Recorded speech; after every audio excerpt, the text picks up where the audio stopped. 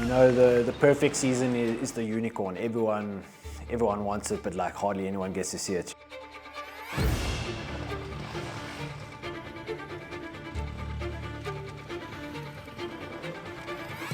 I was very stunned that the bike started again. My first Roof of Africa was in 2019, and since I finished gold there at the age of 16, I've just created this whole new dream to accomplish something nice in motorbike racing.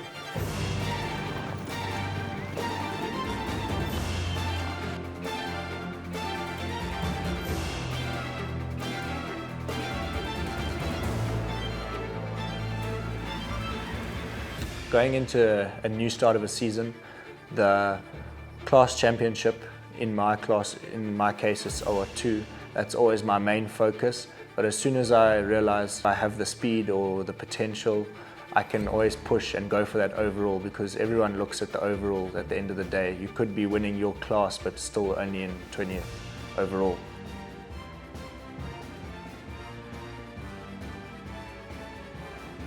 You want to be winning what you are racing, but obviously you want to better yourself as well. You want to be better on the bike by doing more races. You want to just be faster on the bike and improve your skills in riding.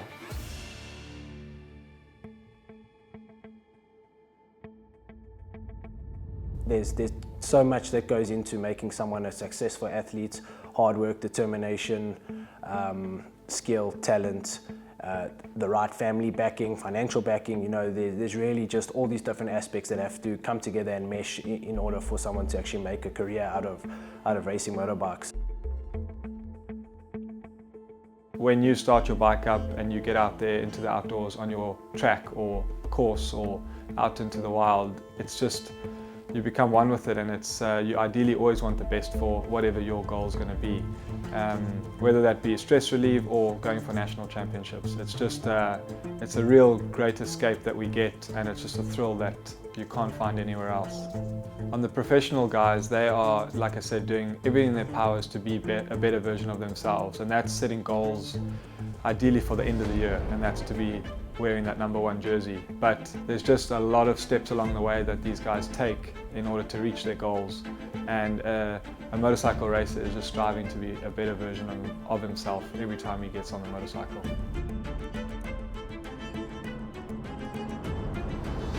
This year I'm racing the OR2 class, which is on the 350, and it's going to be very exciting because now not only can I go for a class championship, but with all this power I can try and get some overall results and try and get the overall championship.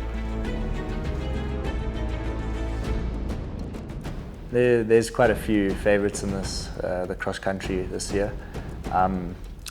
There's obviously Kieran Fitzgerald, a lot of experience in his time. Bradley Cox, he's always really there. Mike Pentecost, and then I'd say myself. I do believe I can be a national champion. If I carry on training and putting the effort in, I think it will come one day, and I hope I do get it.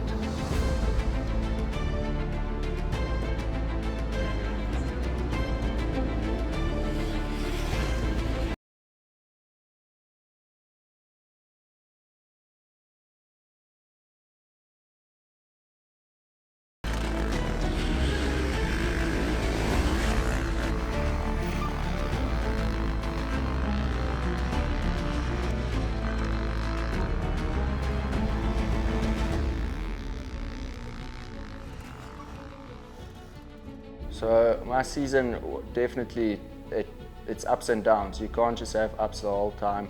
It's how you work through your downs, how you get back up onto your feet, and after a big crash, knowing that you have to just get back on the bike, finish the race, because there's not going to be a throwaway race at the end of the year.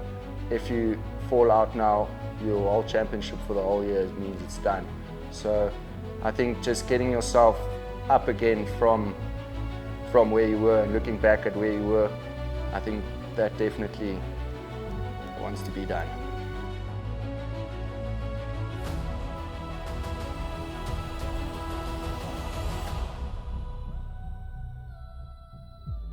Yeah, so Heinrich has been with us for a few years, and he's had missed opportunities, he's had lots of bad luck in his career.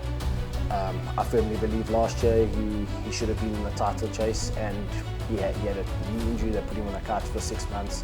He's had to really overcome adversity there and fight through that injury, build up fitness and all that it takes to come out on top again, and he managed to do that. When I found out that I could be in the run for the overall championship, I had to put my head down, and I was very excited, and knowing that I could win the championship and not just in the class overall. So that was really cool for me. So yeah, I just had to keep myself together and do what I had to do that day. Being a 4-round series, round 3 and 4 were the final rounds, was a double header round in Heidelberg. Absolutely brutal conditions. It was 30 degrees, really hot. We haven't had our first rain, so it was really, really dusty. Heidelberg is notorious for being a real tough terrain to ride. Lots of bikes ride there every weekend, so all the loose rocks get moved out of the way, and the rocks that can't move, they kind of stick out in jagged edges, and they're really challenging for the riders to navigate through and to make sure that they don't damage their bikes on. Heinrich had a phenomenal weekend. He came out swinging. You could see he was there to prove a point after his difficult round 2. And yeah, it was pretty much he had to win. There was no other choice for him. He had to win both days and hope for luck to be on his side.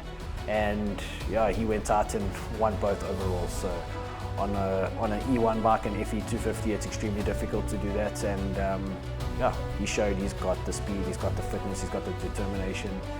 Being a double header round, we've spoken about it a lot, but you have to be fit, man. Your hands have to be used to it, your body has to be used to the riding, and you have to be able to take your body into a deep black hole where most people aren't able to go and fight through it. And Heinrich showed he was able to do it that weekend, and yeah, he came out with his class championship, and he even squeezed out an overall championship on an E1 bike, which is almost unheard of. So really, really great year for him in the traditional enduro, and hoping that it's going to translate into a really good year for him in 2024 as he moves up to the E2 class.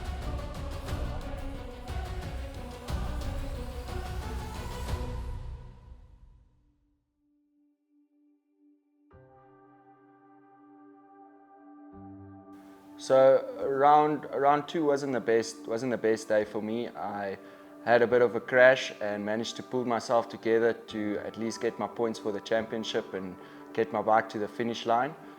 So going into round 3 at Heidelberg, I was lying in 2nd position in my class and 3rd overall. So I just went out for the day to try make a little bit more points to get the championship in the class. My competition, Dylan, we were separated with about 2 points.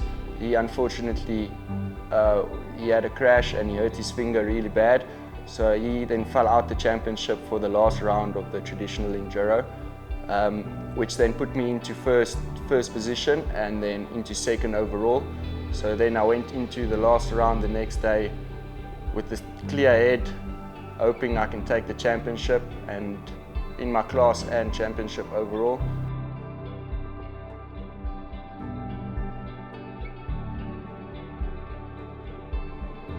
Round 4 was definitely stressful. I knew I had to beat out a fellow rider, Brett Swanepoel, with 16 points, and on a traditional enduro with 1 event left, it's not the easiest thing to do, but it doesn't mean it's impossible. So the day carried on, and unfortunately Brett had a chain issue. He knocked a rock on his chain guide and the chain came off, which cost him a bit of time. So that put me into 1st overall to clinch the overall victory for the championship.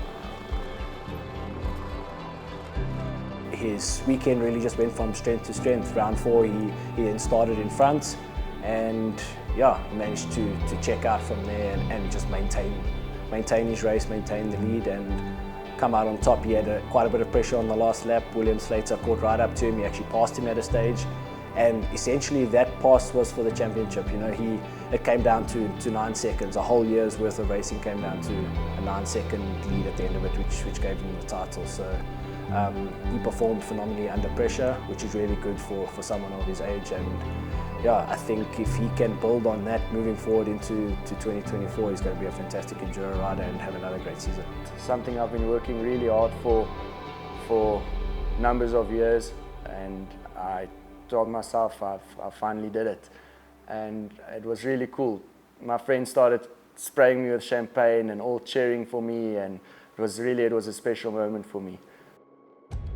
So yeah, Davin has been with the Husqvarna brand for a long time. Even before he joined the Husqvarna factory team, he was racing for Holshot Husqvarna, moving him up this year to the FX350 into the OR2 class, where we knew he would fight for overall wins, and he did it at the first round. So really amazing. That bike is a phenomenal bike, and Davin is a phenomenal rider, and pair them together, it's almost an unbeatable combination.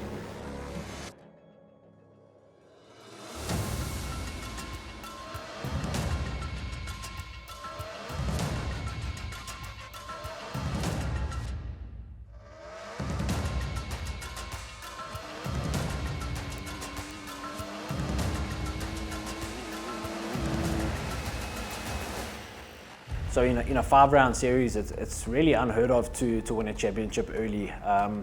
They've changed the point structure, allowing the guy who wins to gain more points over second place.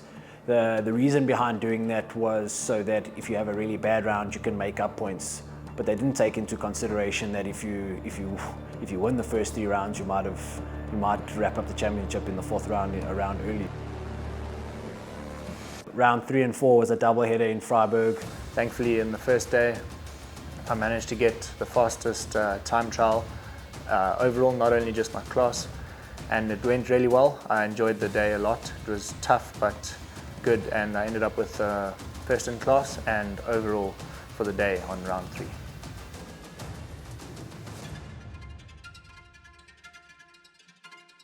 Scott Haygate, he's my competition on the OR2 bike there.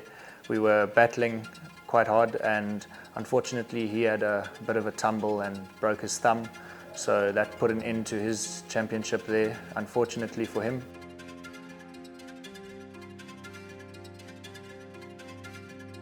Going into round 4 the following day, double header, I was excited but also a little bit nervous.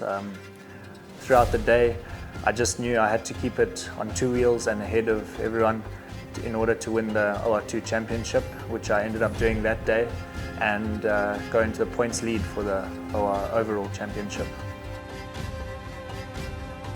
It did come as a surprise, especially with being such a short season. I didn't expect to win it with 1 round to spare, but that's racing, and I'm very happy I was able to do that, and I was very excited to be in the points lead for the overall championship. Yeah, we didn't even realize that at the time when he crossed the line that he had actually wrapped up his class championship already. So really, really cool for us as a brand when we realized that. Focus shifted completely for him to his motocross, because that was his next focus. And for the next few weeks, he had 2 motocross rounds to attend to, and then back to cross country, trying to win the overall championship, which gives you that #1 plate, which is why we go racing. I've only won 1 other championship on the 250, and to win the 350 championship, it was something new, very different bike, and I was happy that I could get to grips with it so fast this season, and I was just excited to see what happens at the last round.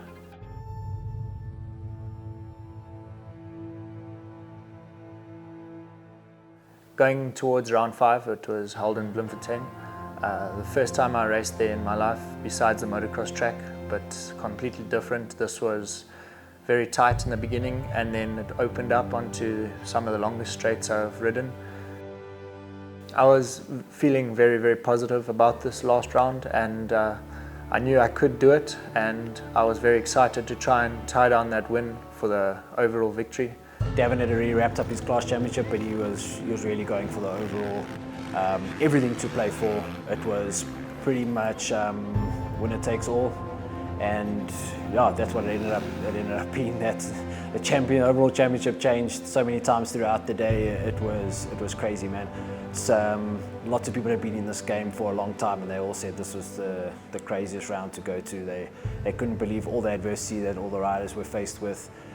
Really hard terrain. Tires were getting chewed up. We were changing tires after the first lap already, and they still had another 4 laps to go. You know, you can't change wheels every lap. You're just going to lose too much time. So there became a time where the riders had to, you know, really try to save their tires, save their machinery. Started out in third after time trial for the main race. First lap, it was going smoothly. I managed to pull a little bit away from Scott, so I wasn't under so much pressure, but I knew he was still right there. Shortly in the second lap, I managed to pass Kieran Fitzgerald, and I was in second place. He had a problem with his suspension. And then I was chasing down Mike Pentecost, but he was very, very quick, and I still had Scott Haygate right on my tail, chasing me throughout the whole of that second lap. And I came in after the second lap feeling good, refreshed. Going out for my third lap, I was still in second place, and Scott Haygate was still about 15 seconds behind me. So it was pretty tight, but I was still feeling good. And the track was very fast, but the 350, it was managing to keep up with those big bikes. Unfortunately, about halfway through the track, through the lap, I had a little crash and my radiator hose came off on the one side, and I hadn't noticed.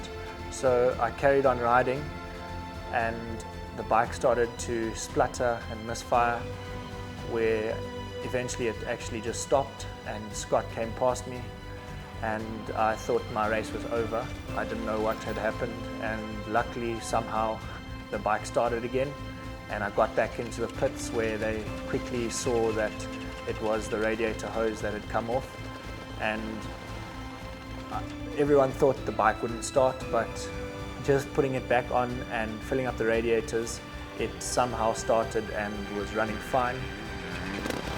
Gavin had the most freak mechanical where his radiator hose popped off with the clamp still on the pipe. Just absolutely crazy how he managed to limp the bike home back to the pits. Junior and the team got involved, they jumped in there, they managed to get the bike fixed, and during all of that crazy, you know, they forgot to put fuel in the bike.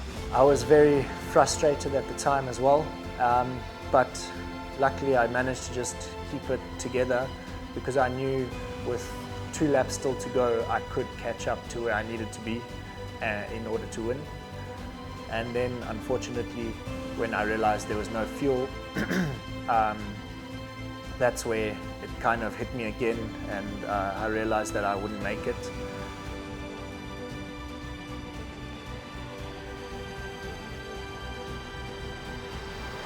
It was the first time I'd ever been in the running for an overall championship, so it was very hard, but I just had to take it on my chin, and I couldn't just run away and cry. Now I just am looking forward to next season, where I can show them what I can do.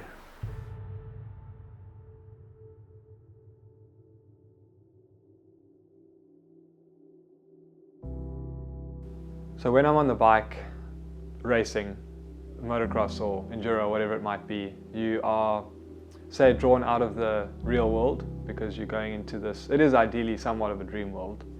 You have spent months and weeks preparing to compete, and ideally to achieve your own goals and satisfaction. And there's just so many challenges that do come from it. There's so many things that the universe can offer you in good and bad. It's like, again, I said it earlier, it's like a hope that it's going to go the way you dreamt it and the way you prepared for it. But one split decision, it can go all wrong. And I just believe, and I know this, that the best racers in the world have actually succeeded less than they've failed. So there's something about the challenge that we like. And ideally it's succeeding. You know, you can succeed in your job or in life in many different ways, but succeeding in something like this, where I explain it as a 50-50 between your bike and the machine and, let's say, your universe, there's so many things that can go right and wrong. It's just a super rewarding challenge.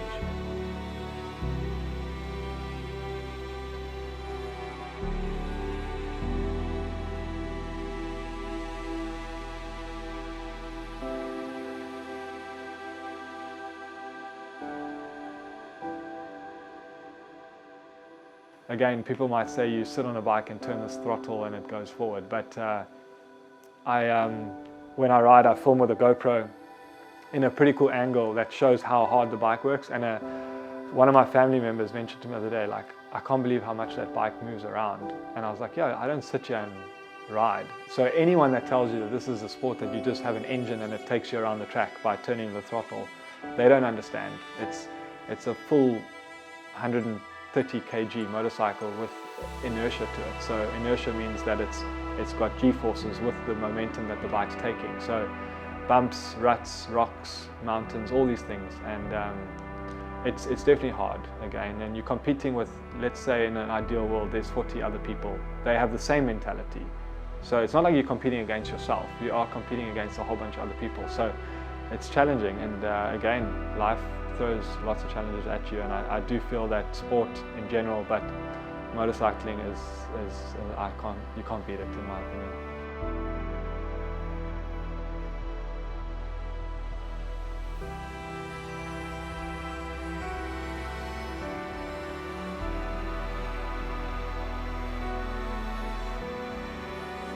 There's nothing like starting a motorbike and feeling the fuel, feeling the vibrations and the noise that it makes. Obviously, in a racing environment, you have that anxiousness and the crowd feeling and the hope to do well. And in the race, you've got the aspects of the roost. You've got riders passing you, you've got contact, you've got jumps, turns, fans watching you, maybe some hooters blowing to cheer you on.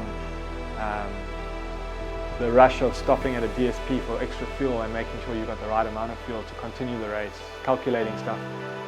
And these are just challenges that I feel like racing is just so good at. And in my personal life, I definitely feel racing made me a better person at a lot of things in my life, just because of the discipline, the hard work ethic that you get from it.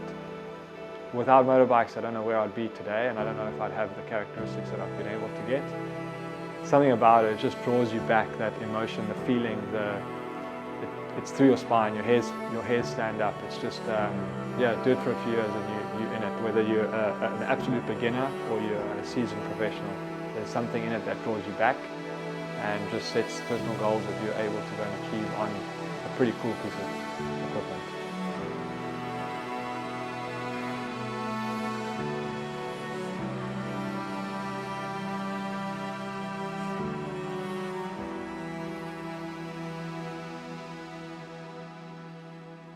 Well, definitely without your support crew, you won't be able to achieve what you are achieving.